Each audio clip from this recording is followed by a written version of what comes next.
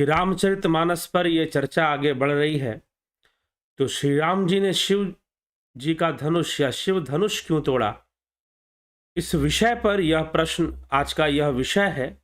यह विषय क्यों बनता है?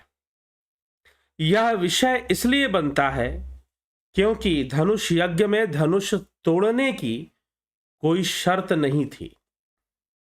राजा जनक ने ऐसी कोई घोषणा नहीं की थी कि धनुष तोड़ना है, बल्कि धनुष पर प्रत्यंचा चढ़ाना है, ऐसी शर्त ही राजा जनक ने रखी थी।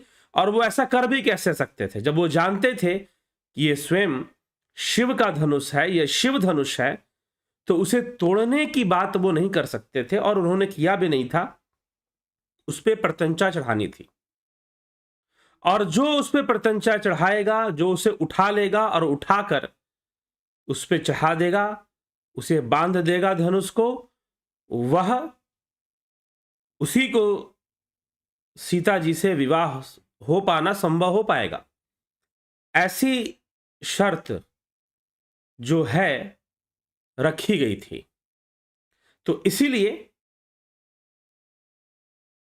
राजा जनक ने जो बात रखी, राजा जनक ने जो शर्त रखी, वो कुछ इस प्रकार की थी। तो रामचरितमानस में जो इसका वर्णन आता है उसको हम समझेंगे, देखेंगे, और फिर भगवान राम जो है धनुष को तोड़ देते हैं। फिर भी तोड़ते हैं, क्यों तोड़ देते हैं या टूट जाता है, क्यों ऐसा होता है, आइए चलिए देखते हैं। तो गोस्वामी तुलसीदास जी दोहे चौपाइयों में जो बात कहते हैं, राजा जनक, अब तक की जो कथा हमने सुनी कि भगवान रामचंद्र जी उपवन के अंदर सीता जी का दर्शन करते हैं, सीता जी राम जी का दर्शन करते हैं, और दोनों एक दूसरे को प्राप्त भी करना चाहते हैं, लेकिन एक बाधा है धनुष यज्ञ। सीता जी जानती हैं अगर मेरे पिता की शर्तों को पूरा नहीं कर पाए राम, तो फिर मेरा वरण कैसे करेंगे। शर्तों को पूरा करना, जो वचन थे उनको पूरा करना तो बहुत दूर की बात, राम जी तो विवाह के उद्देश्य से आए भी नहीं हैं, स्वयंवर के उद्देश्य से आए भी नहीं हैं। उनको तो अपने गुरुदेव विश्वामित्र जी से बस इतनी सी सूचना प्राप्त हुई है कि मिथिला में धनुष यज्ञ हो रहा है, और धनुष यज्ञ का जो कारण है वो स्वयं सीता जी का स्वयंवर है। उसी के माध्यम से फिर सीता जी का स्वयंवर भी हो जाएगा, विवाह भी हो जाएगा। तो इसीलिए राम जी को कुछ लेना देना उस स्वयंवर से नहीं है, वो तो धनुष यज्ञ के दर्शक बन के आए हैं, धनुष यज्ञ देखने आए हैं, उसमें कोई भाग लेने नहीं आए हैं। तो चलिए, जब भाग लेने नहीं आए हैं और मात्र दर्शक बन के आए हैं, तो अब भगवान रामचंद्र जी दर्शक बन के ही प्रस्तुत होंगे। लेकिन फिर भी सीता जी के मन में और रामचंद्र जी के मन में दोनों का वास हो चुका है। गोस्वामी तुलसीदास जी अपनी चौपाइयों में ऐसी बातें लिखती हैं, और वो देवी से यही प्रार्थना करती हैं, माँ गिरिजा से, माँ गौरी से यही प्रार्थना करती हैं कि धनुष अगर किसी के हाथ उठे तो श्री रामचंद्र जी के हाथों ही उठे और किसी के हाथ ना उठे। उनकी ऐसी प्रार्थना है। वैसे भी वो धनुष अगर किसी ने पहले उठाया था तो स्वयं सीता जी ने ही उठाया था। अब विवाह इसीलिए राजा जनक ने भी यही शर्त रखी कि जो धनुष उठाएगा और उस पर प्रत्यंचा बांधेगा वही मात्र विवाह कर पाएगा सीता से, दूसरा विवाह नहीं कर पाएगा। यह शर्त स्वयं राजा जनक ने इसी हेतु रखा, इसी कारण रखा, क्योंकि उस धनुष को पहले सीता जी, जो सीता कोई साधारण नारी नहीं है, स्त्री नहीं है, ये भली भांति राजा जनक जानते हैं, और इसी हेतु उन्होंने ऐसा असाधारण स्वयंवर रचा है, धनुष यज्ञ किया है, और उस यज्ञ के माध्यम से यह शर्त रखी है, यह परिस्थिति उन्होंने बनाई है कि जो इस परीक्षा को एक परीक्षा रखी है कि जो धनुष उठाएगा वही सीता को वर पाएगा, दूसरा वर नहीं पाएगा। कुछ ऐसी बात गोस्वामी तुलसीदास जी भी लिखते हैं, और रामायण की यह कथा है जो प्रसिद्ध है। तो चलिए आगे क्या होता है। सारी सभा बैठती है, राजागण बैठते हैं, विश्वामित्र जी को विशेष निमंत्रण देते हैं राजा जनक की आप भी धनुष यज्ञ में आइए, और वो दोनों राजकुमारों के साथ श्री रामचंद्र जी और लक्ष्मण जी के साथ धनुष यज्ञ की सभा में विराजमान होते हैं। जो राजा भक्त प्रवृत्ति के थे वो रामचंद्र जी को देखकर बहुत आकर्षित होते हैं, बहुत मोहित होते हैं और मन ही मन यह निश्चय कर लेते हैं कि निश्चय ही इन्हीं को सफलता मिलेगी। यदि ये धनुष यज्ञ में भाग लेने आए हैं तो इन्हीं को सफलता मिलेगी। और ये बड़े सुंदर लग रहे हैं, भले इन्होंने कोई श्रृंगार नहीं किया है, कोई राज मुकुट धारण नहीं किए हैं, कोई श्रृंगार नहीं किया है जिससे कि लगे कि ये दूल्हे बन के आए हों और इनका विवाह करना उद्देश्य हो, परंतु फिर भी बिना श्रृंगार के ही ये युवक बड़ा सुंदर दिख रहा है, सुभग दिख रहा है और बड़ा ही बलशाली भी दिख रहा है। सिंहों के समान इसकी छाती है और ये बड़ा बलशाली भी दिख रहा है, तो निश्चय ही यह सीता के लिए योग्य वर हमें दिखाई दे रहा है। लेकिन जो राजा भक्त प्रवृत्ति के नहीं थे, स्वार्थी थे, अहंकार में चूर थे, अहंकार के मद में चूर थे, वो सभी श्री रामचंद्र जी के सुंदर रूप और उनके बलशाली शरीर को देखकर ईर्ष्या उनके मन में उत्पन्न हो गई। वो ईर्ष्यालु हो गए और कहे कि भला ये बालक क्या कर पाएगा, जो करेंगे वो हम ही करेंगे। ऐसी चर्चा चलनी शुरू हो जाती है, थोड़ी सी कोलाहल का माहौल है और उसी बीच में राजा जनक देखते हैं कि बहुत भीड़ बढ़ चुकी है, रंग भवन में बहुत भीड़ बढ़ चुकी है, यज्ञ तो हो गया, अब धनुष को उठाना और उस पर प्रत्यंचा चढ़ाने की बात है। तो अब यह कौन करेगा ये देखना है। भीड़ भाड़ ज्यादा देखकर राजा जनक ने अपने सेवकों को भेजा और कहा कि सबको उचित स्थान पर आप बिठाइए और शांति बनाए रखने का निवेदन करिए। सेवक जाते हैं, सभी राजकुमारों, राजाओं और ऋषि मुनि जो भी वहां पर उस धनुष यज्ञ में को दर्शक बनकर आए थे या फिर भाग लेने आए थे कि अगर वो जीत जाते हैं तो निश्चय ही सीता जी से उनका विवाह हो जाएगा, ऐसी सोच लेकर आए थे। तो जैसा भी वो सोच कर आए थे, उस सोच को लेकर ही वहां पर वो सभी पहुंचते हैं, वहां पर वो सभी जाते हैं और सेवक जन सबको अपना अपना स्थान देते हैं और सब अपना अपना स्थान भी ग्रहण कर लेते हैं। और उसके बाद भाटों को बुलाकर राजा जनक कहते हैं कि भाई अब सुना दो कि राजा जनक ने बंदी जनों को बुलाया और वे विरुदावली वंश की कीर्ति गाते हुए चले आए। राजा ने कहा कि जाकर मेरा प्रण सबसे कहो। भाट चले और उनके हृदय में कम आनंद न था, वो बहुत आनंदित थे और राजा का जो प्रण था वो उन्होंने सुनाना शुरू कर दिया। गोस्वामी जी लिखते हैं, बोले बंदी बचन बर सुनहूं सकल महिपाल, पन विदेह कर कहीं हम भुजा उठाई विशाल। भाटों ने श्रेष्ठ वचन कहा कि हे पृथ्वी के पालन करने वाले सब राजागण सुनिए, हम अपनी भुजा उठाकर जनक जी का विशाल प्रण कहते हैं। नृप भुज बल विदु सुवधन शिव धनु राहु गरुव कठोर विदित सब काहु, रावनु बानु महाभट भारे देखी सरासन गावहि सिधारे। राजाओं की भुजाओं का बल चंद्रमा है, शिव जी का धनुष राहु है, वह भारी है, कठोर है, यह सबको विदित है। बड़े भारी योद्धा रावण और बाणासुर भी इस धनुष को देखकर गौ से चुपके से चलते बने और वो उठाने के सभा में भाग उन्होंने नहीं लिया। उनको लगा कि वो राजा जनक की दृष्टि से बच जाएंगे, लेकिन वो बच नहीं पाए। कहते हैं कि बाणासुर और रावण ने सोचा कि मैंने तो खेल खेल में ही कैलाश पर्वत उठा लिया था, तो ये शिव धनुष को उठाना मेरे लिए कौन सी बड़ी बात है। ऐसा विचार करके रावण चुपके से आया। रावण को लगा कि यह रहस्य रहेगा, लेकिन वो भी रहस्य नहीं रहा। राजा जनक सब जानते थे कि कौन आ रहा है, कौन जा रहा है, सारी सूचना उन तक पहुंचती थी। और स्वयंवर से पहले ही रावण अपने आप को आजमा लिया कि मैं यह धनुष उठा पाऊंगा कि नहीं उठा पाऊंगा। ऐसा विचार करके गया, कोशिश भी कर थक हार कर वहां से चला गया। कैलाश तो उठा लिया था, लेकिन धनुष उठाना उसके वश का नहीं था। सोई पुरारी को दंडु कठोरा, राज समाज आजू जोई तोरा, त्रिभुवन जय समेत बय देही, बिनहि बिचारी बरई हटिते ही। उसी शिव जी के कठोर धनुष को इस राज समाज में जो भी तोड़ेगा, तीनों लोगों के विजय के साथ ही इसको जानकी जी बिना किसी विचार के हट पूर्वक वर्ण करेंगी। सुनीपन सकल भूप अभिलाषे, भट मानी अतिशय मन माखे, परिकर बांधी उठे अकुलाई, चले इष्ट देवन सिरनाई। प्रण सुनकर सब राजा ललचा उठे।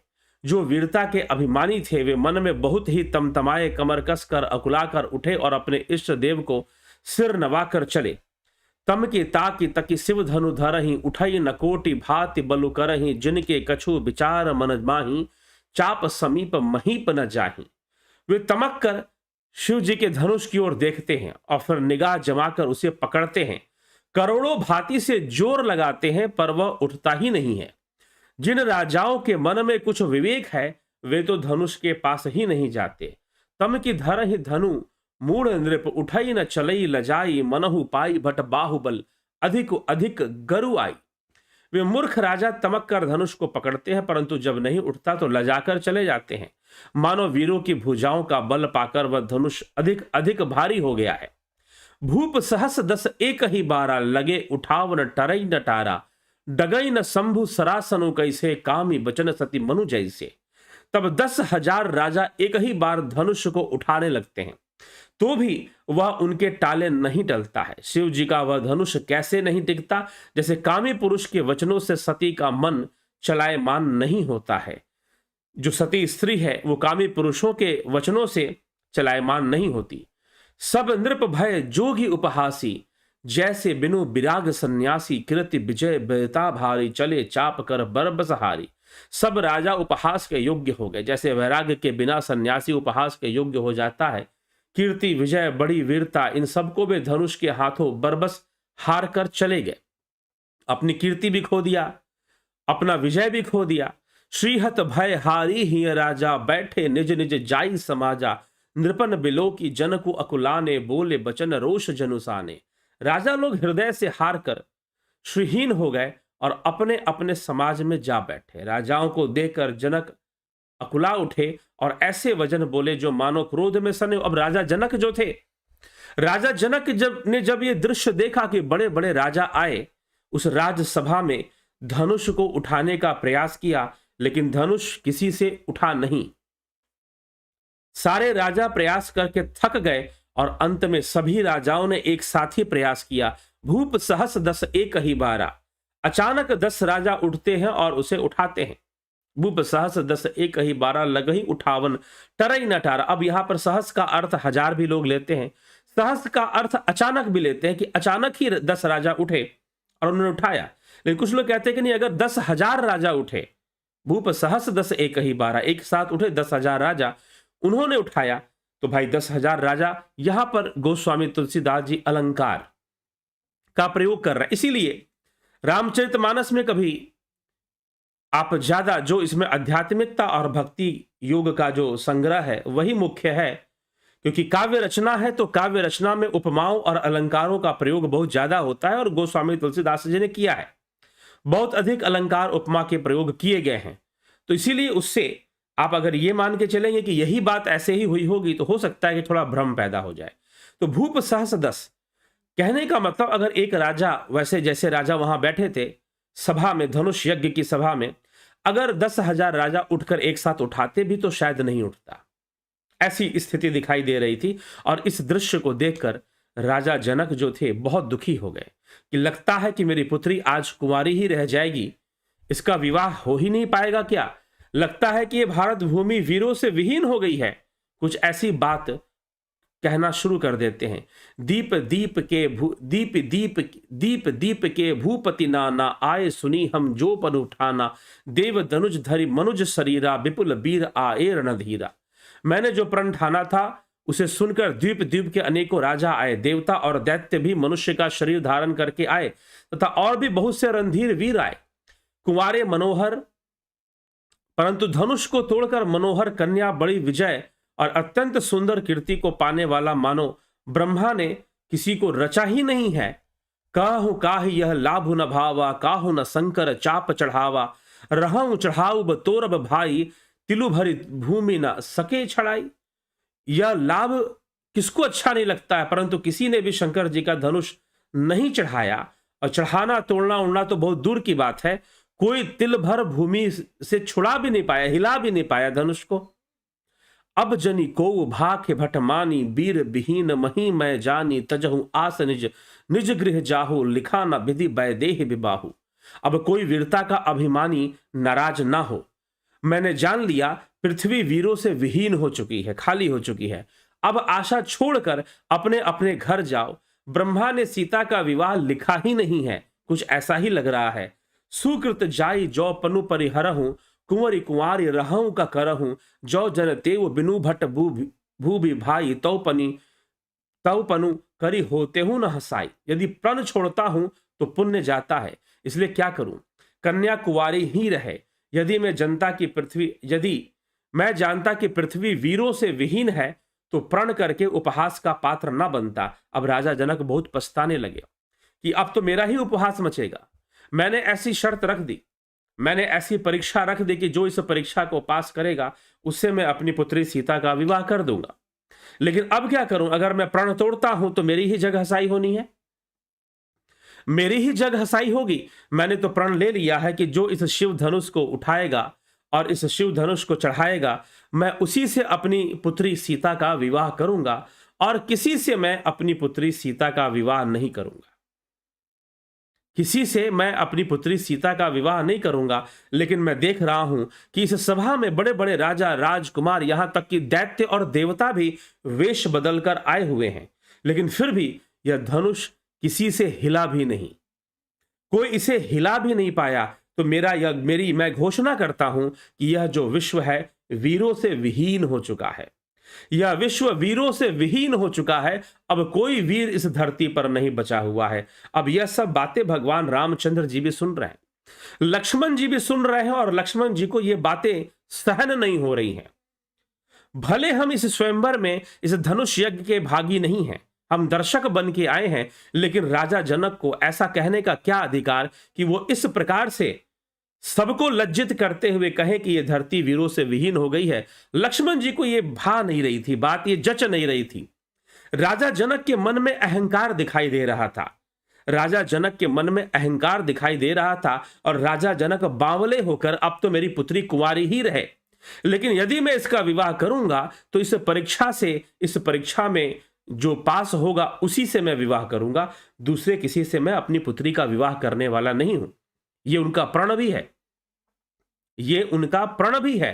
तो राजा जनक ऐसा प्रण लेकर भी बैठे हुए हैं, साथ में अब उन बहुत बावले भी हो रहे हैं कि भाई ये तो धरती ही वीरों से विहीन हो गई है, सारे राजाओं को लज्जित कर रहे हैं। मैंने सोचा था कि इस सभा में कोई वीर आया होगा, लेकिन कोई वीर नहीं आया, सभी नपुंसक ही लग रहे हैं, कोई कुछ कर नहीं पा रहा है। लगता है कि अब मेरी पुत्री कुंवारी ही रहेगी तो रहे कुंवारी, लेकिन यदि मैं अपनी पुत्री का विवाह करूंगा तो किसी ऐसे ही राजकुमार से करूंगा, किसी ऐसे ही विभूति से करूंगा जो इस धनुष को उठा सके। तो अब ये बात राजा जनक कहते चलते हैं।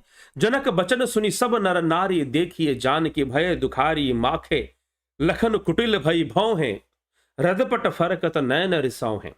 जनक के वचन सुनकर सभी स्त्री पुरुष जानकी जी की ओर देखकर दुखी हुए, परंतु लक्ष्मण जी तमतमा उठे, माखे लखनु कुटिल भई भौ हैं। परंतु लक्ष्मण जी तमतमा उठे, उनकी भौहें टेढ़ी हो गई, होठ फड़कने लगे और नेत्र क्रोध से लाल हो गए। कहीं न सकत रघुबीर डर लगे, बचन जनुबान नाई राम पद कमल सरू, बोले गिरा प्रमाण। श्री रघुवीर जी के डर से कुछ कह तो नहीं रहे हैं, चुप है कि बड़े भाई चुप हैं तो मैं क्यों बोलूं, लेकिन फिर भी लक्ष्मण जी अंदर से बहुत बेचैन है कि राजा जनक ऐसी घोषणा कैसे कर सकते हैं कि यह पृथ्वी वीरों से विहीन हो गई है। पर जनक के वचन उन्हें बाण से लग रहे थे, राजा लक्ष्मण जी को जनक जो भी बोल रहे थे वो बाण से लग रहे थे। तब लक्ष्मण जी से रहा नहीं गया, श्री रामचंद्र जी के चरण कमलों में सिर नवा कर वे यथार्थ वचन बोलते हैं। रघुबन सिन्न महु जह कोई होई, तही समाज अस कहई न कोई, कही जनक जैसी अनुचित बानी, विद्यमान रघुकुल मणि जानी। रघुवंशियों में कोई भी जहां होता है उस समाज में ऐसे वचन कोई नहीं कहता कि पृथ्वी वीरों से विहीन हो गई है। जैसे अनुचित वचन रघुकुल शिरोमणि श्री राम जी को उपस्थित जानते हुए भी जनक जी कह रहे हैं। सुनहु भानु कुल पंकज भानु, कहूं सुभाव न कछु अब मानु, जो तुम्हारी अनुशासन पाऊं, कंदुक इव ब्रह्मांड उठाऊं। हे सूर्य कुल रूपी कमल के सूर्य, सुनिए, मैं स्वभाव ही से कहता हूं, कुछ अभिमान करके नहीं कह रहा हूं। यदि आपकी आज्ञा पाऊं, हे राम जी, लक्ष्मण जी श्री रामचंद्र जी से कहते हैं, यदि मैं आपकी आज्ञा पाऊं तो ब्रह्मांड को भी गेंद की तरह उठा दूं। और ये धनुष क्या चीज है? ब्रह्मांड को भी गेंद की तरह उठा दूं, आप मुझे एक बार आज्ञा तो दीजिए। काचे घट जिमि डारऊ फोरी सकऊ मेरु मूलक जिमि तोरी तव प्रताप महिमा भगवाना को बापुरो पिनाक पुराना। और उसे कच्चे घड़े की तरह फोड़ डालूं पूरे ब्रह्मांड को, मैं सुमेरु पर्वत को मूली की तरह तोड़ सकता हूं। हे भगवान, आपकी प्रताप की महिमा से यह बेचारा पुराना धनुष तो कौन सी चीज है।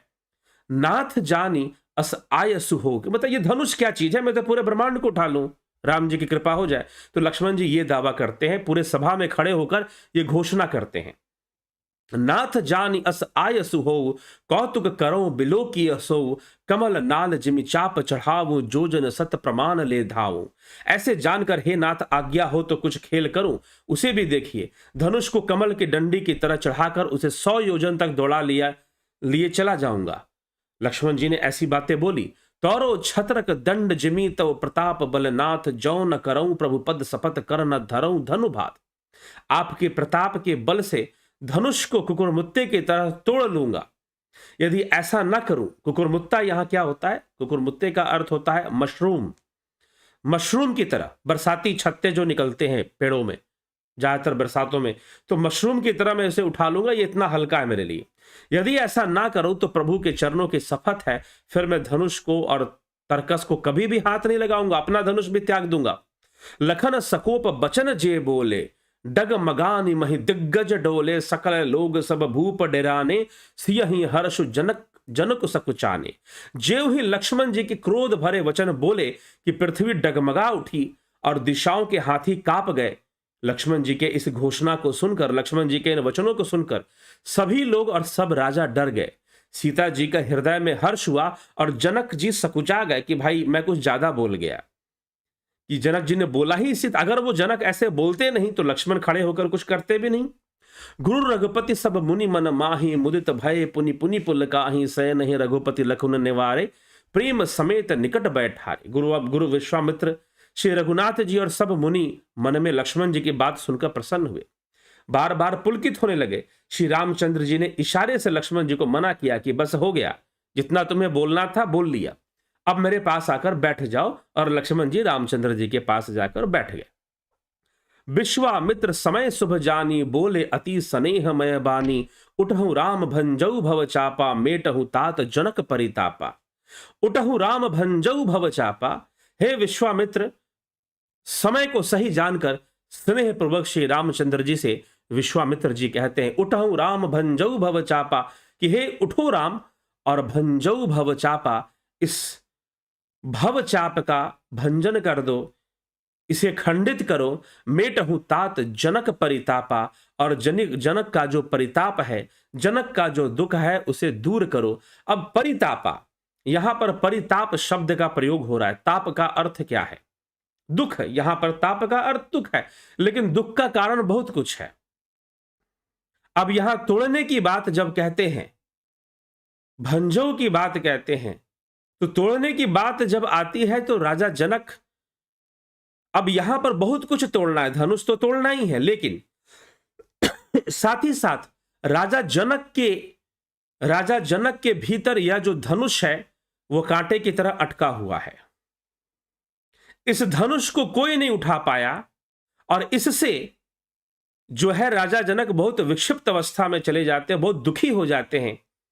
एक प्रकार का कहीं ना कहीं एक अहम भाव ही है कि उनके पास ये शिव का धनुष है और इसको उठाने और भजने वाला ही सीता से विवाह कर पाएगा। और इस शिव धनुष अगर ये टूट गया, ये चला गया, हट गया, तो फिर राजा जनक का जो अहम भाव है वो भी नष्ट हो जाएगा। तो यह इसमें अब सबका अहंकार छुपा हुआ है, उन राजाओं का भी जो उस धनुष उठाने आए थे अपने बल के अभिमान में, और साथ ही साथ राजा जनक का भी।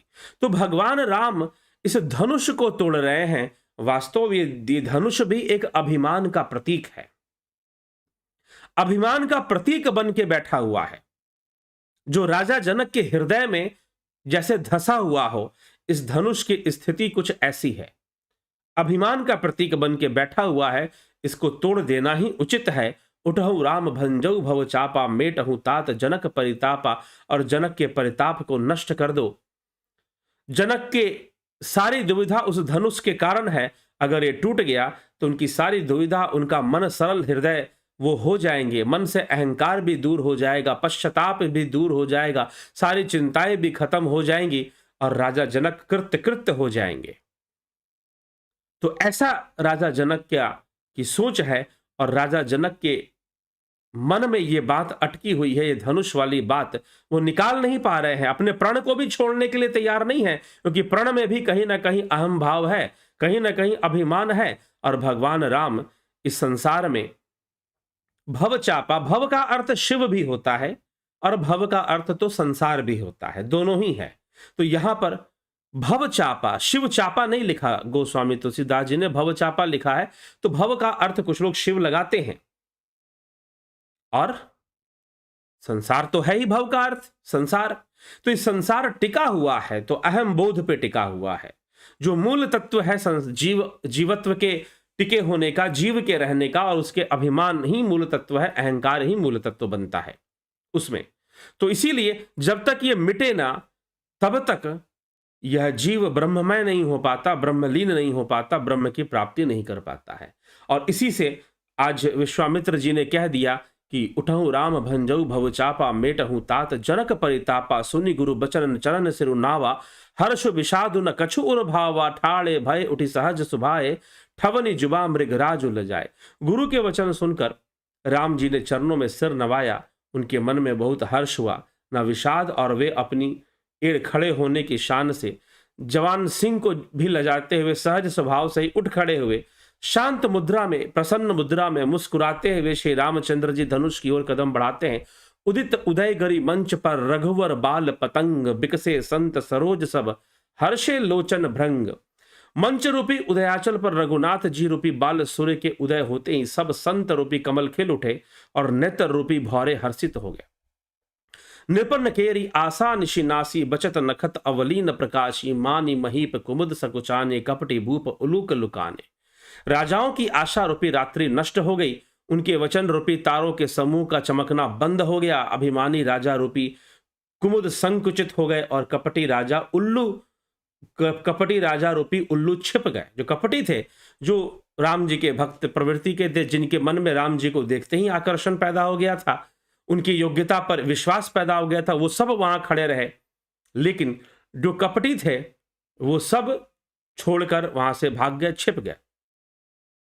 भय बिशोक कोक मुनि देवा, बरी सही सुमन जान वही सेवा, गुरुपद बंदी सहित अनुरागा, राम मुनिन सन आय सुमागा। और इस प्रकार से रामचंद्र जी ने मुनियों से आज्ञा मांगी और आगे बढ़ गए। समस्त जगत के स्वामी श्री रामचंद्र जी मतवाले श्रेष्ठ हाथी किसी चाल, सहज ही चले सकल जग स्वामी, मत मंजू बर कुंजर गामी, चलत राम सब पुर नर नारी, पुलक पूरी तन भय सुखारी। श्री रामचंद्र जी के चलते ही नगर भर के सब स्त्री पुरुष सुखी हो गए, उनके शरीर में रोमांच भर गया। बंदी पितर सुर सुकृत संभारे, जौ कछु पुण्य प्रभाव हमारे, तौ शिव धनु मृणाल की नाई, तो रहूं राम गणेश गोसाई। और इस प्रकार से पितर और देवताओं की वंदना करके अपने पुण्यों का स्मरण किया। यदि हमारे पुण्यों का कुछ भी प्रभाव हो तो हे गणेश गोसाई रामचंद्र जी शिव जी के धनुष को कमल की डंडी की भांति उठा ले और तोड़ दे। राम ही प्रेम समेत लखी, सकिन समीप बुलाई, सीता मातु स्नेह बस बचन कही बिलखाई। समीप बुलाकर सीता जी की माता स्नेह बस बिलखर ये वचन बोली, हे सखी, ये जो हमारे हितु कहलाते हैं वे भी सब तमाशा देखने वाले हैं। कोई भी गुरु विश्वामित्र जी को समझाकर नहीं कहता कि ये राम तो अभी बालक है, इनके लिए ऐसा हट अच्छा नहीं है।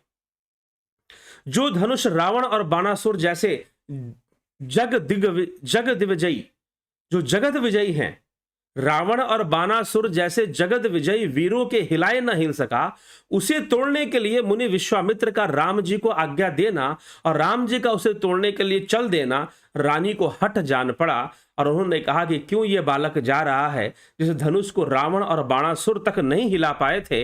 रावण बाण छुआ नहीं चापा, हारे सकल भूप करि दापा, सो धनु राज कुंवर कर देही, बाल मराल की मंदर लेही।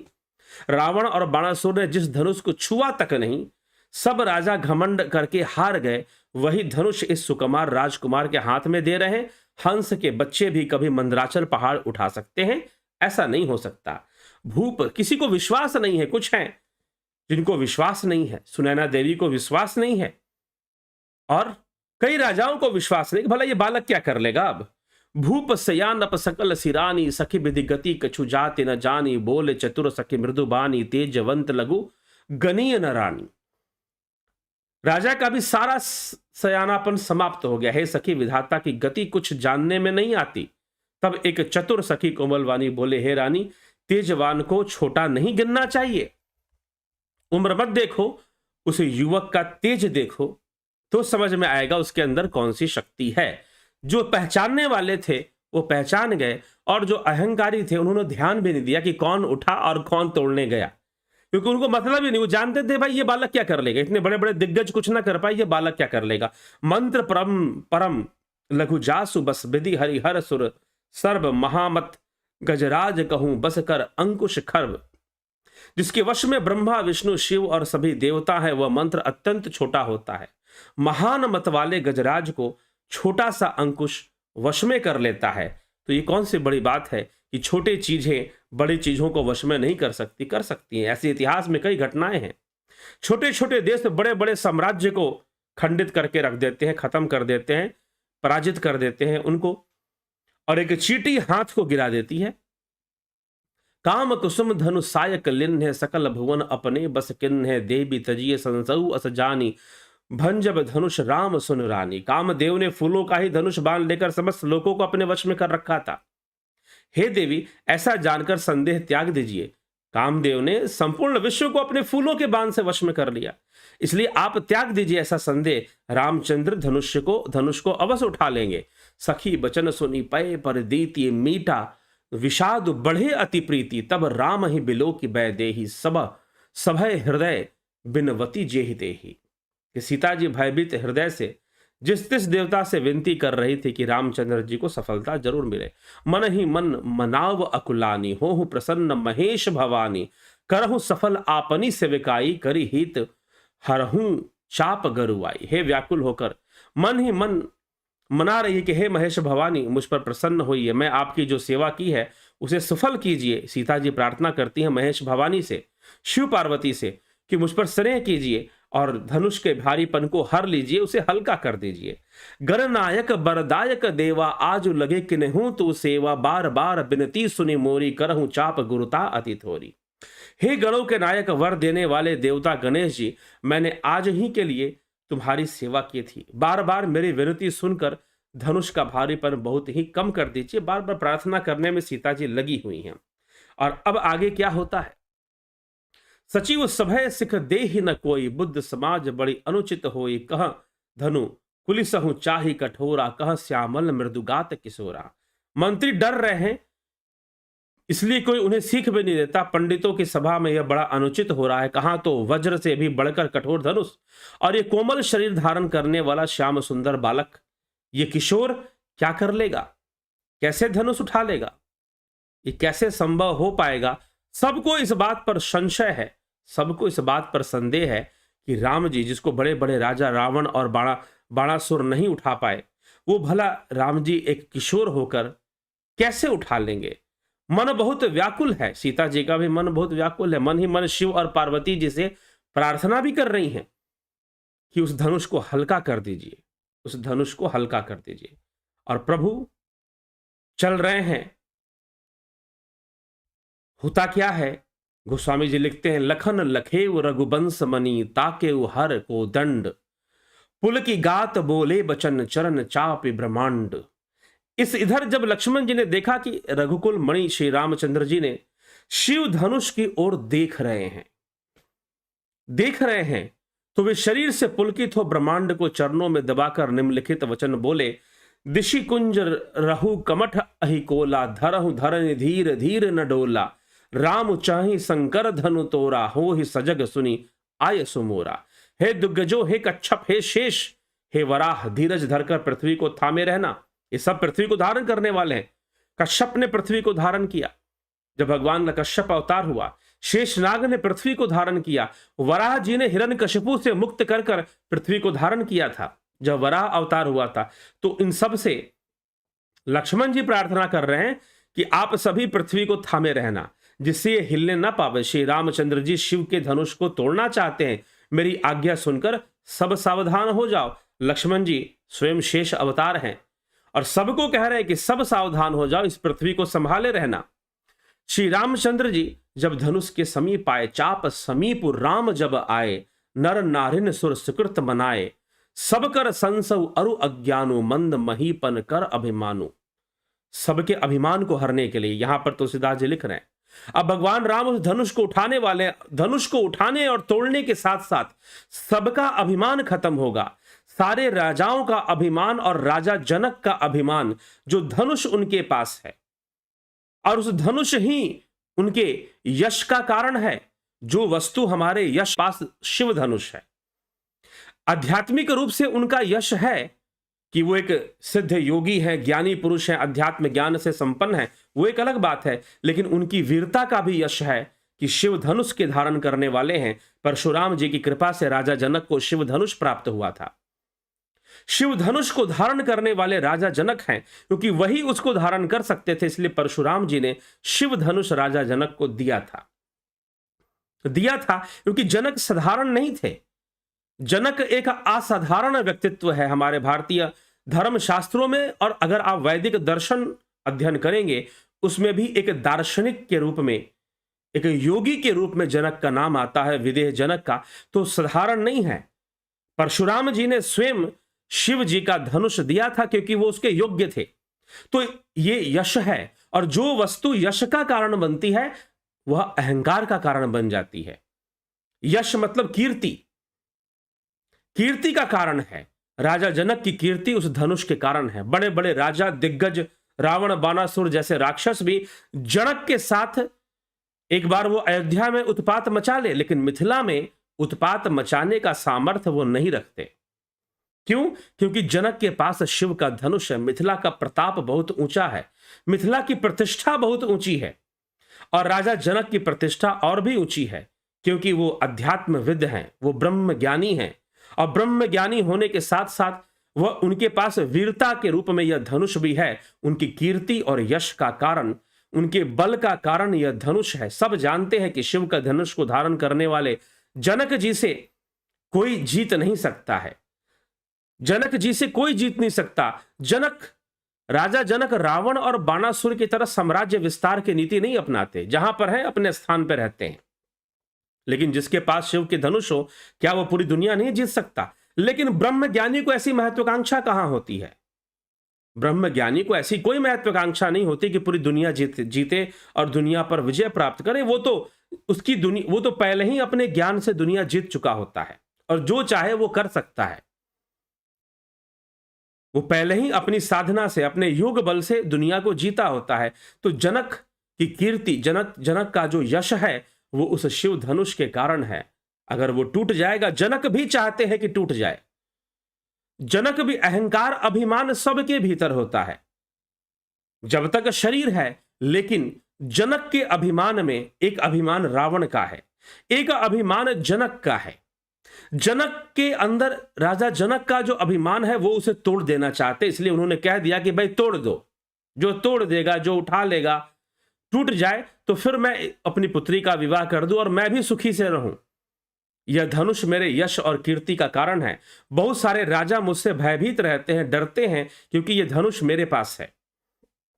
शिव का धनुष होना बहुत बड़ी बात थी राजा जनक के पास, इसलिए उनकी कीर्ति का कारण है। तो राजा जनक चाहते हैं कि अभिमान के कारण अगर कोई भी वस्तु है उसे तोड़ देना चाहिए। खुद से तोड़ा नहीं जा रहा, तो वो कहते हैं कि भाई कोई आकर तोड़ दे, भगवान ही आकर तोड़ दे इसे। तो जनक का अभिमान और रावण का अभिमान, फर्क क्या है कि जनक चाहते हैं कि यह अभिमान नष्ट हो जाए क्योंकि वो ज्ञानी पुरुष है, और रावण नहीं चाहता कि उसका अभिमान नष्ट हो, वो बचना चाहता है, अभिमान की रक्षा करना चाहता है। जनक चाहते टूट जाए। चाप समीप रामू जब आए, नर नारिन सुर सुकृति मनाए, सब कर संसव अरु अज्ञानु, मंद महीपन कर अभिमानु। ठीक है, पुण्यों को मनाए, सबका संदेह अज्ञान और नीच राजाओं का अभिमान। भृगुपति केरी गर्भ गरुआई, सुर मुनि बरन केरी कदराई, सी कर सोचु जनक पछतावा, रानिन कर दारूण दुख पावा। परशुराम जी के गर्भ की गुरुता, देवता और श्रेष्ठ मुनियों की कातरता, सीता जी का सोच, जनक का पश्चाताप और रानियों के दारुण दुख का दावा नल, ये सारी चीजें हैं यहां पर। इन सबका खंडन होने वाला है, मात्र धनुष नहीं टूटने वाला है, सबके गर्व चूर चूर होने वाले हैं, सीता जी के संकोच को खत्म करने वाले हैं। सीता जी की माता जी, उनके संकोच, उनके संदेह का भी दूर हो जाएगा। और राजा जनक तो प्रतीक्षा कर रहे हैं कि मेरी कीर्ति का कारण, मेरे यश का कारण ये धनुष कब टूटेगा।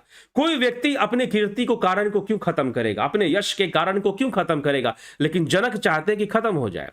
शंभु चाप बड़ बोहित पाई, चढ़े जाई सब संगु बनाई, राम बाहुबल सिंधु अपारा, चहत पारो नहीं कोई कड़ुहारा।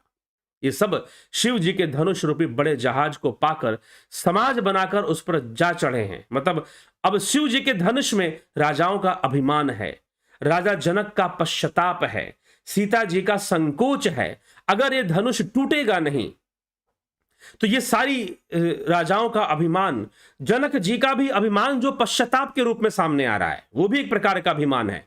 तभी वो बार बार घोषणा कर रहे हैं कि ये पृथ्वी वीरों से विहीन हो चुकी है, विलाप कर रहे हैं कि लगता है कि मेरी पुत्री कुंवारी ही रह जाएगी। तो उनका यह पश्चाताप है जो कहीं ना कहीं आसक्ति और अहंकार का भी एक कारण बन रहा है। यद्यपि वो विवेकी हैं, तभी तो धनुष को तोड़ने की बात करते हैं। यह सब शिव जी के धनुष रूपी बड़े जहाज को पाकर समाज बनाकर उस पर जा बैठे हैं। समाज बनाकर ये सभी संदेह, संकोच, अभिमान, मोह, ये सब जो है राजाओं के मोह, जनक का पश्चाताप, सीता जी का संकोच, सुनैना देवी का संदेह, मंत्री पुरोहित शतानंद जी का संदेह कि ये बालक उठा पाएगा कि नहीं उठा पाएगा, इन सब का जो संदेह है वो वहां उस धनुष में ही समाया हुआ है। जब तक धनुष का भंजन नहीं होगा ये सारी चीजें खत्म नहीं होने वाली। तो राम धनुष नहीं तोड़ रहे हैं, राम अहंकारों का खंडन कर रहे हैं। एक तरफ परशुराम जी का गर्व भी यहां पर तुलसीदास जी लिख रहे हैं। सबके भीतर ये चीज है, सबके भीतर ये बाधा है, ये ऐठन है, ये धनुष की तरह सब तने हुए हैं। मोह माया में फंसा हुआ इंसान धनुष की तरह ही तना होता है। धनुष जैसे हमेशा टेंशन में रहता है, हमेशा टेंशन में रहता है, हमेशा टेंस अवस्था में धनुष रहता है। तो इसीलिए ये धनुष के सारे तने हुए, इनके सारे तनाव को दूर करना है, सबको तनाव मुक्त कर देना है। तो हम सबके अंदर भी एक धनुष बैठा हुआ है, हमारा अहंकार, हमारा मोह, हमारी आसक्तियां, हम सबके भीतर भी एक धनुष बैठा हुआ है। उस धनुष का खंडन भी जरूरी है। तो जब ज्ञान होगा, जब आध्यात्मिक ज्ञान को हम प्राप्त होते हैं, जब हम ध्यान योग करते हैं, स्वयं को शून्य करने का लक्ष्य बना लेते हैं कि हमें तो अपने आप को ही शून्य में लीन करना है, जब हम उस ईश्वर को जान लेते हैं, उसकी सत्ता को समझ लेते हैं कि वह सर्वव्यापी है, वो तो सर्वसामान्य है, सर्वसामान्य सर्वव्यापी है वो। हम जब उसको जान लेते हैं, उसका साक्षात्कार कर लेते हैं, प्रकृति के सारे रहस्य हमारे सामने खुल जाते हैं, हम जान जाते हैं प्रकृति के संपूर्ण रहस्यों को। फिर कोई अभिमान करने का क्योंकि यह प्रकृति का खेल कैसे चलता है व्यक्ति समझ गया, तो अभिमान किस बात का करेगा। कौन सा खेल किसके साथ यह प्रकृति खेल जाएगी बताना मुश्किल है। कब क्या हो जाएगा, कब राजा रंक बनेगा, कब रंक राजा बनेगा, कब मूर्ख पंडितों जैसा पूजा जाएगा और पंडित कब मूर्खों जैसे घूमते हुए नजर आएंगे, सब कर्मों की गति से चलता है। इस पे कभी अभिमान नहीं करना चाहिए। कभी किसी को कुछ पद मिल गया, कभी किसी को कुछ यश मिल गया, इसमें कोई मोह नहीं रखना चाहिए, कोई अभिमान नहीं रखना चाहिए, क्योंकि समय के बदलते हुए पद भी छूट जाएगा, उपाधियां भी छूट जाएंगी, यश भी जाएगा और कीर्ति भी जाएगी। जो भी है कुछ धर्म युक्त कर्म कर लो, कुछ धर्म कर लो, धर्म को जान लो, जो रहस्य तुम समझते हो उस रहस्य को दूसरे को समझा दो। यही है कि जो तुमने समझा वो दूसरों को समझा दो। लेकिन मूढ़ मनुष्य समझ नहीं पाता है और वो इस संसार के माया के इस अहंकार में वो भी किसी धनुष के समान अकड़ा हुआ रहता है।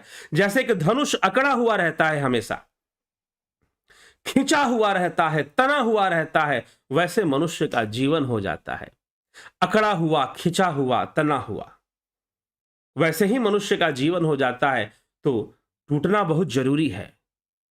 गोस्वामी तुलसीदास जी लिख रहे हैं कि भैया ये धनुष मात्र शिव का धनुष अब नहीं है, सारे अहंकारी राजाओं का जो अभिमान है, सीता जी का संकोच है, राजा जनक का पश्चाताप, वो भी एक अभिमान का रूप है। फर्क इतना है कि जनक ज्ञानी है, विवेकी है, तो वो चाहते हैं कि उनका अभिमान खंडित होना चाहिए, खंडित होना चाहिए। उनके यश और कीर्ति का कारण धनुष है। कभी सुना इतने बड़े बड़े राजा हुए, रावण, बाणासुर। आप कभी पुराणों की कथा पढ़िए, पुराणों की कथा पढ़िए, और पुराणों की कथा जब आप पढ़ेंगे तो आप पाएंगे कि बड़े बड़े राजा, बाणासुर, रावण जैसे राजा, राजा जनक से युद्ध करते हुए आपको नजर नहीं आएंगे। जनक के पास ब्रह्म ज्ञान का यश तो था ही, ब्रह्म ज्ञान तो था ही, लेकिन साथ ही साथ जनक के पास जो शक्ति थी, जो अस्त्र शस्त्र का बल था, वो भी किसी से कम नहीं था, वो भी किसी से कम नहीं था। तभी परशुराम जी ने योग्य और सही स्थान समझकर कि यहां पर शिव धनुष रखना उचित होगा, सही होगा, जनक इसकी रक्षा कर पाएंगे, क्योंकि वो जानते हैं कि साक्षात ब्रह्मज्ञानी पुरुष हैं, स्वयं सारे रहस्यों को जानने वाले हैं और बलशाली भी हैं, तो निश्चय ही इसकी रक्षा कर पाएंगे। तो शिव जी का धनुष उन्हीं के पास दे रखा है परशुराम जी ने, और क्या रखा है कि इसे संभाल के रखो। और परशुराम जी के पास तो शिव का पिनाक धनुष भी है और विष्णु जी का सारंग धनुष भी है। दोनों ही धनुषों को परशुराम जी ने धारण किया था। वो पिनाक पाणी भी हो गए और वो सारंग पाणी भी हो गए थे। दोनों धनुष को उन्होंने धारण कर लिया था, लेकिन अब उनका जो धनुष है वो टूटने वाला है, वो खंडित होने वाला है। तो कहीं पर भी इसीलिए जनक का एक अपना प्रताप और अपना जो यश है वो भी कहीं ना कहीं उनको ठेस पहुंचा रहा। भाई मेरी इतनी कीर्ति है, मेरा इतना यश है, मैंने इतना बड़ा प्रण लिया है, अब मैं अपना प्रण तो छोड़ नहीं सकता हूं।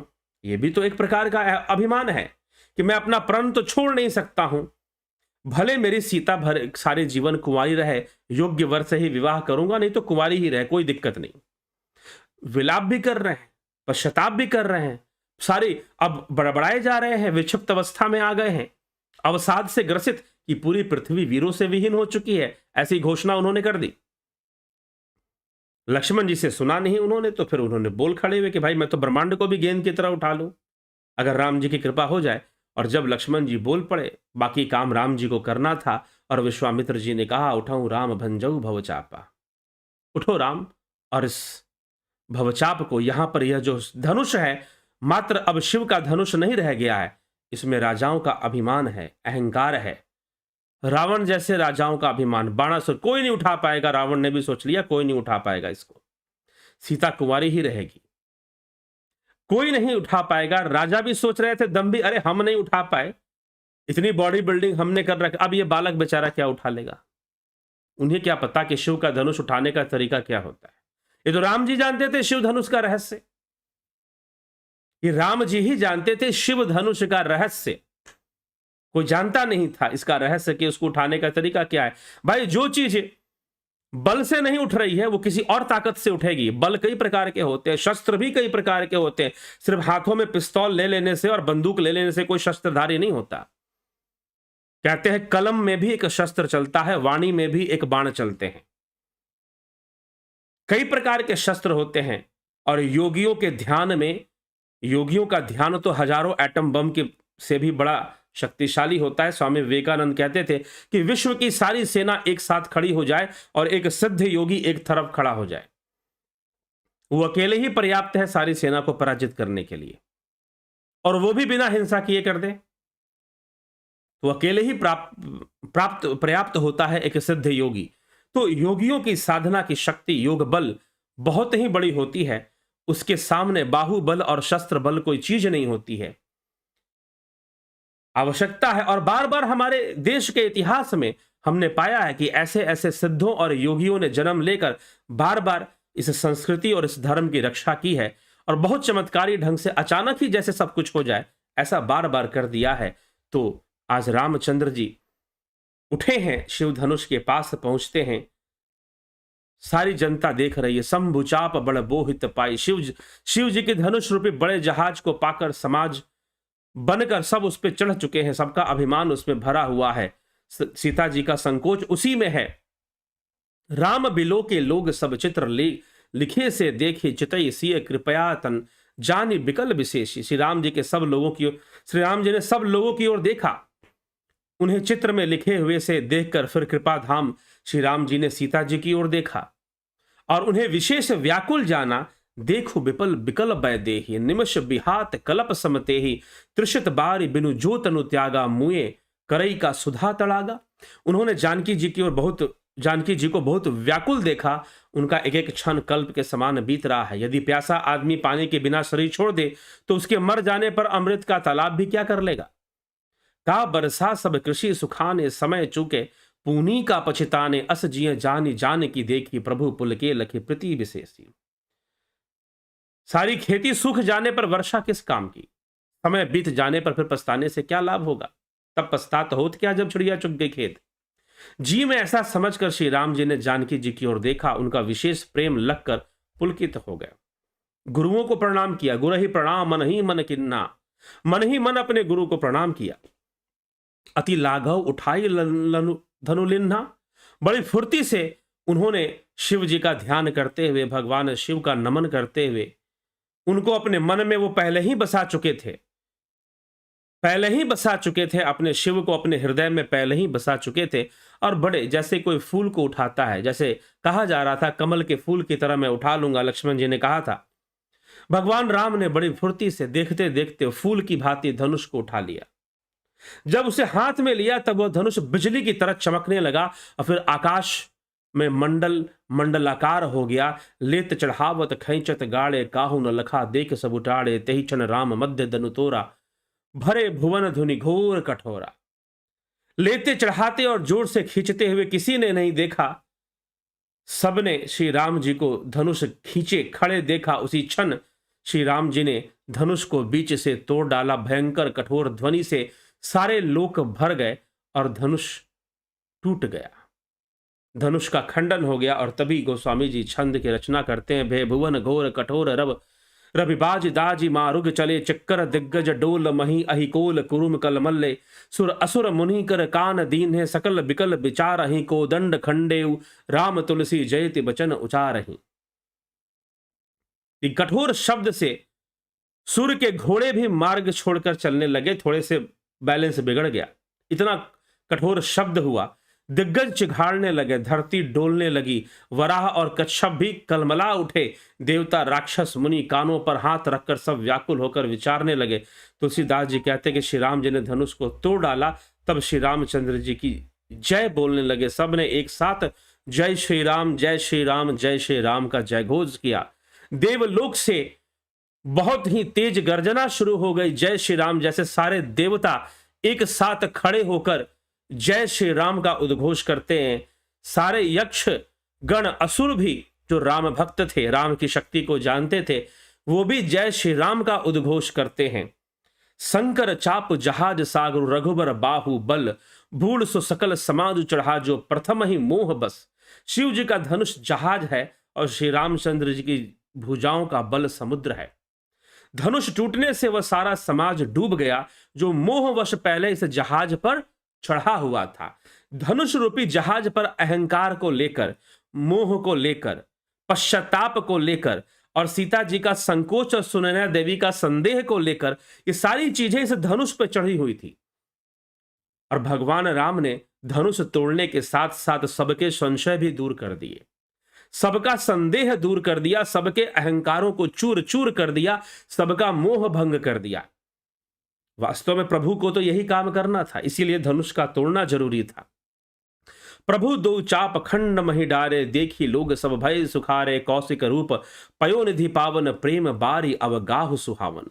प्रभु ने धनुष के दोनों टुकड़े पृथ्वी पर डाल दिए, देखकर सब लोग सुखी हो गए। विश्वामित्र रूपी पवित्र समुद्र में जिसमें प्रेम रूपी सुंदर अथाह जल भरा है, राम रूप राकेशु निहारा बढ़त बीची पुलकावली भारा बाजे नभ गह गहे निशाना देव बधु नाचही करी गाना। राम रूपी पूर्ण चंद्र को देखकर पुलकावली रूपी भारी लहरें बढ़ने लगी, आकाश में बड़ी जोर से नगाड़े बजने लगे, दिवंगनाएं गान करने लगी, नृत्य करने लगी, अप्सराएं नृत्य करने लगी, गंधर्व गाने लगे, बजाने लगे। सारे देवलोक में उत्सव हो गया और बस श्री रामचंद्र जी का गुणगान और चारों ओर से चहुं दिशाओं से जय श्री राम का उद्घोष शुरू हो गया। ब्रह्मादिक सुर सिद्ध मुनीषा प्रभु ही प्रशंसा ही देहि अशीसा, बड़ी सही सुमन रंग बहुमाला गावहि किन्नर गीत रसाला।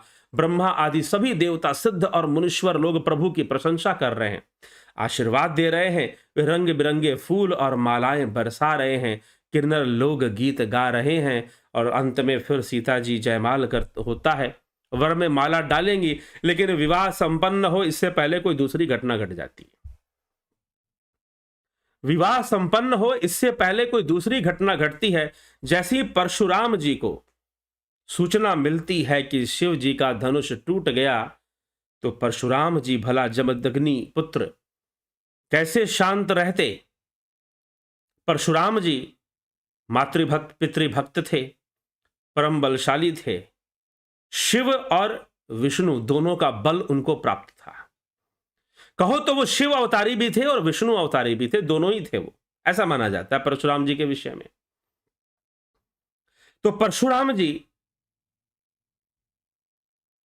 इस प्रकार से है वंशी क्षत्रियों का विनाश, बाद में कहावत चल पड़ी कि क्षत्रियों के शत्रु थे और किसी क्षत्रिय सारे क्षत्रिय उनके शत्रु थे, परंतु इतिहास इसका प्रमाण नहीं देता है, क्योंकि क्षत्रिय तो राजा दशरथ और उनकी संतानें भी हुई, रघुकुल के भी क्षत्रिय थे, निमि वंशी जनक भी क्षत्रिय थे, लेकिन इनसे वो बड़े प्रेम रखते थे। तो परशुराम जी ने सोचा कि भाई ये धनुष किसने तोड़ दिया, इतनी बड़ी ध्वनि जो प्रकट हुई है मात्र शिव धनुष टूटने से ही हो सकती है, शिव धनुष टूटने से ही हो सकती है। और परशुराम जी चल पड़ते हैं मिथिला नगरी की ओर कि भाई वहीं तो रखा था, मैं धनुष को वहीं रखा गया था जनक के पास, लगता है जनक उसकी रक्षा नहीं कर पाए, कैसे टूट गया। विचार परशुराम जी के उस ध्वनि को सुनकर परशुराम जी दौड़ पड़ते हैं, अपना फरसा उठाए कि जिसने तोड़ा आज उसकी गर्दन उतार के रखेंगे। पूरी तैयारी है महाप्रलय मचाने की, और परशुराम जी जो मिल गया, पता चला कि धनुष किसने तोड़ा, उसकी गर्दन तो उतार देनी है, यह निश्चय कर परशुराम जी निकल पड़ते हैं। अब परशुराम जी का सामना भगवान राम से होने वाला है, भगवान राम से होने वाले हैं, दो युगावतार आपस में मिलने वाले हैं और एक दूसरे के समक्ष खड़े होने वाले हैं। क्या होता है आइए कल चर्चा करेंगे, यह भी अध्यात्म से परिपूर्ण घटना है, परशुराम जी का इस प्रकार आना। परशुराम जी के चरित्र पर हम चर्चा करेंगे कल, और उनके क्रोध पर कि उन्हें बहुत कोप आता था। राम जी शांत रहते थे, कोपी नहीं थे, कोप की भी मर्यादा रखना जानते थे, लेकिन परशुराम जी हमेशा क्रोध करने वाली प्रवृत्ति उनकी बताई जाती, जबकि ये सत्य नहीं है। फिर भी चलिए कल के व्याख्यान में इस का विचार हम करते हैं और इस प्रसंग को भी सुनते कि कैसे परशुराम जी आते हैं और फिर क्या चर्चा आगे बढ़ती है, क्या क्या घटनाएं घटती हैं। तो चलिए अब विराम लेंगे और आपके कमेंट्स भी देख लेते हैं। ध्यान योग का कोर्स प्रारंभ होगा, कल से प्रारंभ होगा। जिन लोगों ने नहीं ज्वाइन कर पाए हैं, कई लोगों ने पूछे लेकिन ज्वाइन नहीं किए हैं, अगर नहीं ज्वाइन कर पाए हैं तो ज्वाइन कर सकते हैं, अभी भी समय है। 16 तारीख तक का समय है, 16 तारीख मतलब 16 मार्च तक का समय है। यदि आप नहीं ज्वाइन कर पाए तो ज्वाइन कर लीजिए। कुछ लोग पूछ रहे थे होली का पर्व है तो पर्व में बाधा होगी साधना करने में, लोग त्योहारों में बिजी हो जाते, चिंता ना करें, कोई 1-2 दिन की वो बाधा कोई बहुत बड़ी बाधा नहीं है और कोई बाधा नहीं होगी यदि आप करना चाहते हैं तो, क्योंकि अभी आप सीखने के प्रोसेस में सीख जाएंगे तो फिर नियमित रूप से अच्छे से अभ्यास करना है, वो एक अलग बात है। तो चलिए आगे बढ़ते हैं। तो ध्यान योग का कोर्स या प्राकृतिक चिकित्सा का कोर्स जो भी करना चाहते हैं जरूर संपर्क कर लें। सविता नायक जी बहुत अभिनंदन है, हरीश डंगवाल जी, विक्रम सिंह जी, जगत नारायण जी, शंकर प्रसाद जी, गोविंद प्रसाद नीमा, विनोद कुमार सूद जी, विष्णुचंद्र मौर्य, राम निवास मीना जी, उषा श्रीवास्तव जी, सरोज साहू, राजू पाल जी, विंदेश्वरी मिश्रा, स्मिता सावंत, माधुरी कोल्हे, भूप सिंह, चितरंजन बरुआ, रमेश पेशवानी, एके त्यागी, अजीत अपराजित, अमन कक्कर, रूपलाल विश्वकर्मा, उज्जवल छेत्री, राकेश मराठे, कमलेश खैरनर, अमन कक्कर, योगेंद्र पंडित, राम विलास जी, मिस्टर लवलेश जी, सुनिधि पाठक, जयंती भाई पटेल, रचना जी, बिमला शाह, गौरव सिंह, विक्रम सिंह, मनीष यादव, सतीश जी, राम सिंह कश्यप, ज्योति दत्ता, अशोक गोयल, संदीप मिश्रा, कल्पना बागड़े जी, नीतीश सिन्हा, कन्हाई कुमार, हेमेंद्र कुमार, जय श्री राम। जय सर जी, आप हमेशा सुखी, खुशी, निरोगी व स्वस्थ रहें। सर जी, एक बात मेरी समझ में नहीं आता है, राजा रावण से धनुष ही हिल भी नहीं पाया, किंतु वह माता सीता को कैसे ले गया? माता सीता को माता सीता की इच्छा से ले गया। ठीक है, लीलावश सारी घटनाएं घटी। अशोक श्रीवास, रामायण पढ़िए, उसमें उत्तर मिलेगा आपको। अशोक श्रीवास, शंकर प्रसाद जी, आपके एक वीडियो में आपने कहा कि राजा जनक ब्रह्म ज्ञानी थे, तो उनमें अहंकार कैसे आया? जीव होने के कारण, शरीर होने के कारण अहम की स्थिति मानी जाएगी। ये बात बिल्कुल सही कहा कि उनके अंदर अहंकार नहीं था, लेकिन अहम तत्व जो है, जब तक जीवत्व बोध है वो बना हुआ है, तो अहम तत्व वो बना हुआ है। इसी कारण अब इसीलिए मैंने कहा कि जनक ज्ञानी है, तभी तो कह रहे हैं कि भाई तोड़ दो। जनक ज्ञानी है तभी तोड़ने की बात कह रहे हैं। अगर ज्ञानी ना होते तो अपने अहंकार की रक्षा करते। ज्ञानी की वीरता इसी में है कि वो अपने अहंकार को तोड़ दे, खत्म कर दे, यही उसकी सबसे बड़ी वीरता है। तो इसीलिए राजा जनक तोड़ने की बात कर रहे हैं। रावण नहीं चाहता कि टूट पाए, वो बनाए रखना चाहता है। उत्कर्ष तिवारी जी, ये सेठ जी, उत्कर्ष तिवारी, एसपी सैनी, मनीष यादव, मिथिलेश सिंह, लक्ष्मण जी क्रोधी स्वभाव के क्यों थे और राम जी शांत स्वभाव के क्यों थे? स्वभाव है अपना अपना, और ये स्वभाव प्रकृति के वशीभूत है, और इस रहस्य को जानते हुए भी वो शांत है। उनको पता है कहां क्रोध करना है, कहां क्रोध नहीं करना है। क्रोध देखिए, लोभ मोह काम क्रोध अहंकार सबके भीतर है, चाहे राम हो, चाहे कृष्ण हो, चाहे जो तपस्वी हो, चाहे बड़े से बड़े ब्रह्मचारी हो, और जो बोल रहा है कि उसके अंदर नहीं, वो झूठ बोल रहा है। सीधी सी बात, सबके भीतर है। योगी जो ज्ञानी पुरुष हैं, वो उसको अपने नियंत्रण में रखते हैं। वो लोभ मोह काम क्रोध अहंकार के नियंत्रण में नहीं रहते, वो उनको अपने नियंत्रण में रखते हैं। बस फर्क इतना है तो सबके भीतर। कोई भी इस धरती पे आएगा, कोई भी शरीर धारण करेगा, तो उसके अंदर ये चीजें होंगी नहीं होने का प्रश्न नहीं उठता। गणेश पवार, सरोज कृष्णानी, बिकू कुचाड़िया, पूनम सिंगला जी, मिथिलेश सिंह जी, अष्टावक्र भी उसी समय में हुए थे क्या? कृष्ण कौन से जनक के पास हुए थे? दो जनक हुए हैं, एक का नाम था सिरध्वज, एक का नाम था शिखर ध्वज। भागवत महापुराण में इसकी चर्चा आती है। यदि आपने भागवत महापुराण अध्ययन किया है, उस समय की घटना अगर आपने पढ़ी है कि जब भगवान कृष्ण राजा जनक के दर्शन करने जाते हैं, श्रीमद् भागवत महापुराण, वहां पर ये इस बात को बताया गया है कि दो जनक थे। सीता जी के पिता अलग थे, वो सिरध्वज जनक के नाम से प्रसिद्ध थे, और ये शिखर ध्वज, ये जनक की एक पदवी चली थी। राजा निमि के मृत्यु के बाद उनके मस्तिष्क का मंथन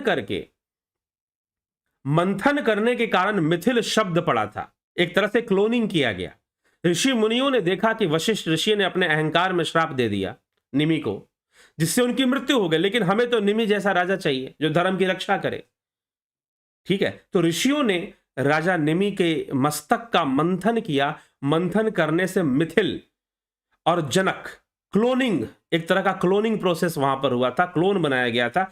तो मिथिल जनक पहले जनक हुए, मिथिल जनक, उन्हीं के नाम पर मिथिला राज्य का नाम पड़ा। मिथिल मतलब मंथन से पैदा होने के कारण, और फिर उन्हीं जनक की परंपरा आगे बढ़ती रही, और मिथिला की गद्दी पर ऐसे ही जनक बैठते रहे। जनक जो जानने वाले हैं, यह भी कहा जाता है जनक का अर्थ पिता भी होता है। यहां पर जनक का अर्थ, वहां पर जो जनक का अर्थ लिया गया वो क्लोनिंग से लिया गया कि राजा निमि की तरह शक्तिशाली ज्ञानवान हमें राजा चाहिए, तो ऋषियों ने जनक को बनाया था, ऐसा वर्णन आता है। मिथिल जनक वैसे हुए। ठीक, तो इस प्रकार से पदवी चलनी शुरू हुई, और ये जनक सिरध्वज जनक थे। भगवान कृष्ण जिससे मिलने गए वो शिखर ध्वज जनक का नाम आता है। ऐसे दो नाम आते हैं, हो सकता है कि नाम बोलने में मैं थोड़ी सी चूक कर रहा हूं, आप देख लेना कि कौन से नाम आते हैं। Devratan Baldawa ji, Amit Dhanani ji, Ram cannot be king because king divide people in rich and poor, Ram is a metaphor of supreme soul not king. ठीक है, चलिए। हेमराज बैरवा, गंभीर शाह, अंजू श्रीवास्तवा जी, अंजू श्रीवास्तवा, शर्मानंद पंडित जी, बहुत बहुत अभिनंदन है आप सभी का। ठीक है, तो अब कल जो है हम फिर मिलेंगे और कल मिलकर इस चर्चा को आगे बढ़ाएंगे। और भी आध्यात्मिक रहस्य है, जहां पर आध्यात्मिक बहुत सारी चौपाइयां मैं छोड़ रहा हूं क्योंकि वो सौंदर्य रस में लिखी हुई हैं, श्रृंगार रस में लिखी हुई हैं, और जहां पर बहुत अधिक गहराई की बातें, आध्यात्मिकतापूर्ण बातें नहीं है, तो क्योंकि कथा है तो गोस्वामी तो, और काव्य है तो काव्य रचना में श्रृंगार रस चलता है तो कहीं वीर रस चलता है। ठीक है, तो इस तरह से कहीं प्रेम रस चल रहा है, कहीं भक्ति रस आ जाता है। तो इस प्रकार से काव्य रचना है तो मुख्य मुख्य विषयों को लेकर, जिससे कि राम कथा भी स्पष्ट होती रहे, साफ होती रहे, और साथ ही साथ आध्यात्मिक ज्ञान की चर्चा भी यहाँ होती रहे। तो इसी के साथ विराम लेंगे, विदा लेंगे आप सभी से। कल फिर मिलिए 9 बजे लाइव चर्चा में, और चर्चा को आगे बढ़ाने में अवश्य सहयोगी बने रहिए। बहुत बहुत आभार आप सभी का। जो लोग ध्यान योग का कोर्स करना चाहते हैं, जो लोग ध्यान योग का कोर्स करना चाहते हैं, प्राकृतिक चिकित्सा का कोर्स करना चाहते हैं, अत्यंत लाभदायक यह दोनों ही कोर्स है, आप इसका लाभ उठाएं। साथ में स्पिरिचुअल हीलिंग का कोर्स होता है ध्यान योग में, जुपिटर मेंबरशिप जो लोग ज्वाइन करते हैं, आप करना चाहते, इन सभी का लाभ उठाइए और ज्वाइन कर लीजिए। बहुत बहुत आभार आप सभी का।